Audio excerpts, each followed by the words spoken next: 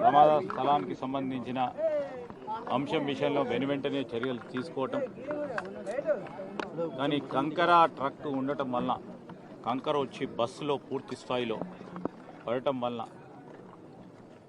పెద్ద ప్రమాదం జరగటం, చాలామంది మరణించడం జరిగింది. చాలా దురదృష్టకరం, బాధాకరం.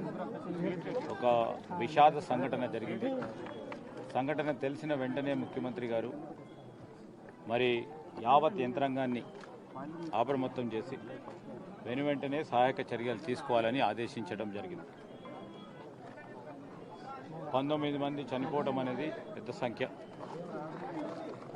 మరి ఒక ఇంట్లో చిన్నారులు 3, ఇంకో ఇంట్లో చిన్నారులు 2 మరి చనిపోవటం అనేది ఒక ఎవరికైనా బాధ కలగాల్సిన దృశ్యం. అది ఈరోజు చాలామంది ఈ సంఘటనకు సంబంధించి మరి తెలిసిన వెంటనే ఆ ట్రాన్స్పోర్ట్ మంత్రి గారు ఇక్కడికి వచ్చి సహాయక చర్యలు కూడా చేపట్టడం సంబంధించి ప్రభుత్వం నుంచి ముఖ్యమంత్రి గారు ఎక్స్గ్రేషన్ను డిక్లేర్ చేసి ఆర్టీసీ పరంగా మరి అదేవిధంగా ప్రభుత్వం తరఫున 2 కలుపుకొని 7 లక్షల రూపాయలు ఎక్స్గ్రేషన్ డిక్లేర్ చేయటం జరిగింది. అదేవిధంగా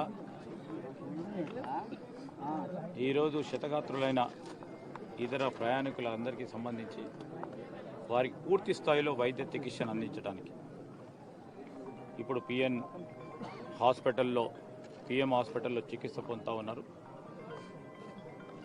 ఇంకా కూడా వారి సంబంధికులు ఇంకా మెరుగైన వైద్య చికిత్స ఇంకెక్కడ ఉన్నదంటే అందరికీ కూడా ఆ విధమైన చికిత్స అందించడానికి వెనకాడకుండా ప్రభుత్వం ఏ ఆసుపత్రికైనా తరలించి వారికి అన్ని తీర్లా ఆదుకునే కార్యక్రమం చేస్తాం.